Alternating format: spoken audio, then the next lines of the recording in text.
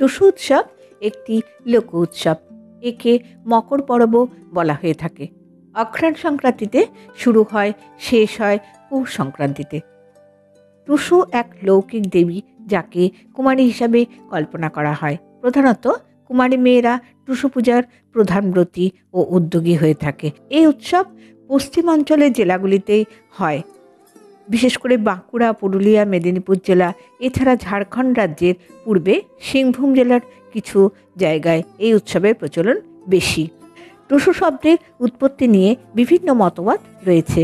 অনেকে বিশ্বাস করেন যে টুসু শব্দের উৎপত্তি ধানের তুষ থেকে, যাকে বলা হয় টুস। এটি ফসল কাটার আনন্দে কৃষিপ্রধান সমাজের সাধারণ বিশ্বাস ও অবিশ্বাসের একীভূত রূপ।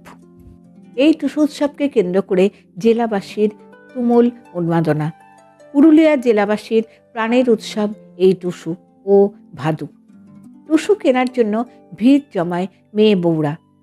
50 টাকা থেকে 8 থেকে 10,000 টাকা দামের টুসুও পাওয়া যায় হাটে বাজারে। এই টুসু পরবের উন্মাদনা দুর্গাপুজোর চেয়েও কোনো অংশে কম নয়।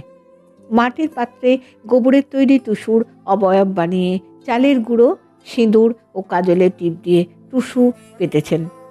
1 মাস ধরে রোজ সন্ধ্যায় সেখানে পাড়ার মহিলারা টুসুকে ঘিরে বসে গ্রামের ক্ষেত তুলে আনা সর্ষে বা মটর জাতীয় ফুল দিয়ে টুসুকে সাজান, সঙ্গে গান ধরেন।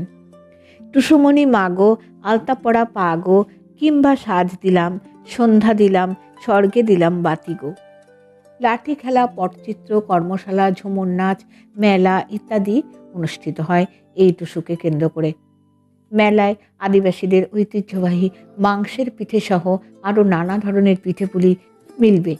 এরপর 15 ডিসেম্বর সকালে কুলিঙ্গ নদীতে টুসু ভাসিয়ে দেওয়ার মধ্যে দিয়ে শেষ হবে চাঁদপুরের টুসু পরব।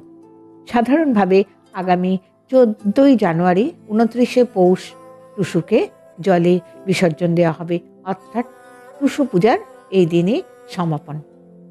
ভিডিওটি শুনে যদি আপনাদের ভালো লাগে তাহলে একটি লাইক দিয়ে অবশ্যই চ্যানেলটিকে সাবস্ক্রাইব করবার অনুরোধ রইল।